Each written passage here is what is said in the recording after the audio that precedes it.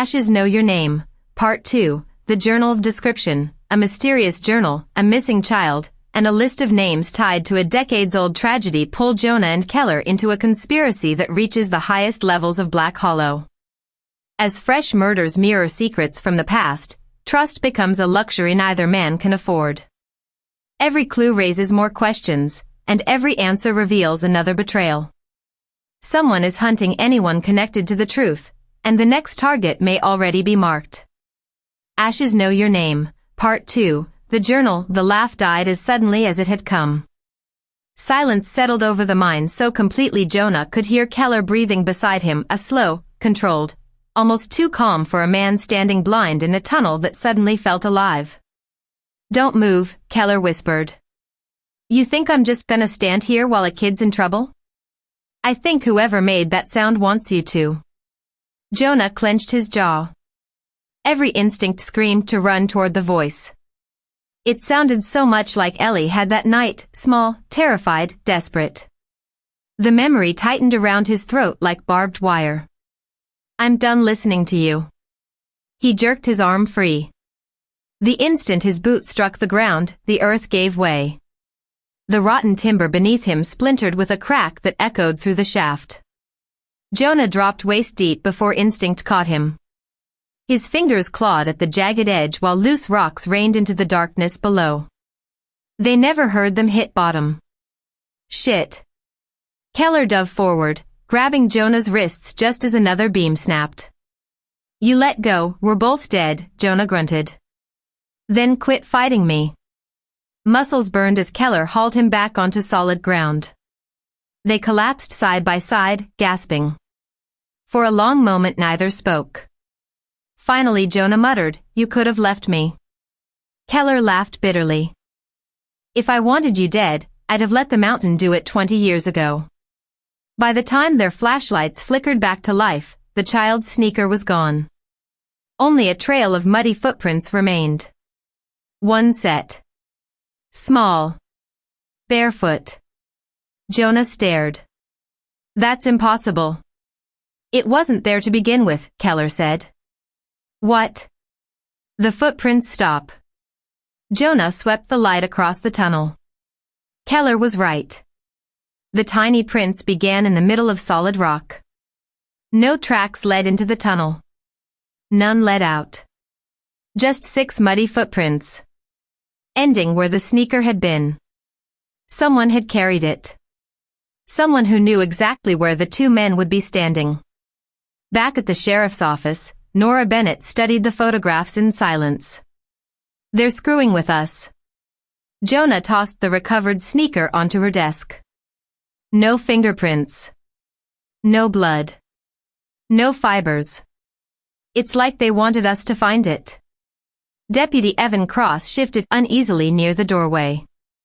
"You really think someone's living down there?" Nobody answered. Evan was 26, fresh-faced, clean-shaven, with nervous blue eyes that darted around the room whenever silence stretched too long. His uniform looked too new for Black Hollow, like he'd been ironed into it that morning. Folks called him College Boy because he'd actually studied criminal justice before coming home to care for his sick mother. Jonah had always liked him. Which, in hindsight, should have made him more suspicious. That evening the rumors multiplied.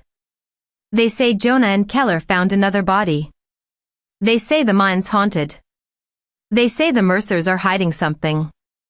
Rumors in Black Hollow traveled faster than radio waves. By nightfall, someone had spray-painted murderer across Jonah's garage door. Again. He didn't scrub it off this time. He simply walked inside. The house still smelled faintly of cedar. His father's old recliner sat untouched beneath the front window. Dust covered the television. Family photographs remained exactly where he'd left them 12 years earlier. One picture caught his eye. 2 boys. 8 and 9 years old. One grinning through crooked teeth. The other pretending not to smile. Jonah. And Keller. Fishing poles in hand. Arms slung across each other's shoulders. His chest tightened. You idiots, he whispered to the photograph. Neither of you knew how good you had it. A knock came just after midnight. Jonah opened the door expecting Sheriff Bennett. Instead, Keller stood on the porch. Rain soaked his jacket. I found something. Jonah didn't move. What? A journal. So? It belonged to your father. Every muscle in Jonah's body stiffened. You're lying. I wish I was. He pulled a weathered leather notebook from inside his coat. The cover bore faded initials. T.M. Thomas Mercer. Jonah's father. His hands trembled as he reached for it. Then stopped. Give me one good reason to trust you. The words hung between them. Keller looked exhausted. Not physically. The kind of tired that settles into a man's bones after carrying the same guilt for decades. Because, he said quietly, I'm the one who stole it. Jonah blinked. What? The night your father died. The confession hit harder than any punch. I took it before the police searched the house. You son of a, I never read it. Bullshit. I was afraid to. Jonah stared at him. For the first time since they'd been boys. Keller looked scared. Inside, they opened the journal together. The handwriting was unmistakably Thomas Mercer's. Most entries described ordinary days. Mine inspections. Bills. Church picnics. Then. One page had been torn out. Another. Then another.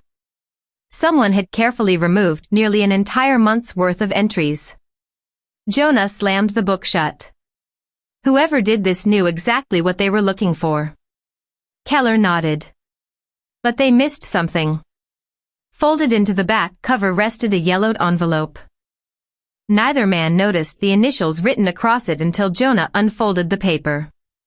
If anything happens to me, don't believe the fire. Below it. A list of names. Sheriff Harold Bennett. Mayor Ellis Shaw. Reverend Cole Matthews. Jonah frowned. Nora's father. And the old mayor. Keller pointed farther down. There. The last name. Walter Cross. Deputy Evan Cross's father. Every one of them had been in Black Hollow the night the barn burned. The next morning, Sheriff Bennett's office erupted into chaos. Mayor Shaw's grave had been dug up. The coffin was empty. Not damaged. Not robbed. Empty. As if no one had ever been buried there. Jonah felt the room tilt. Nora. She was already pale. My father signed that death certificate himself. Keller's voice lowered. What if he lied? Before anyone could answer, Deputy Cross burst through the front doors. They found another body. The victim lay beside the river. Face down. Hands bound. A single word carved into the muddy bank. Ashes. Sheriff Bennett swallowed hard. What the hell does that mean? Jonah already knew. He just prayed he was wrong. Because suddenly, this wasn't about one murder. Or one missing child. Or one old fire. Someone wasn't killing people for revenge. Someone was erasing everyone connected to what really happened 20 years ago. And if that was true, the next names on the list weren't victims. They were targets. One of them was Sheriff Nora Bennett. And someone in the crowd watching the crime scene smiled before quietly disappearing into the trees. End of part 2.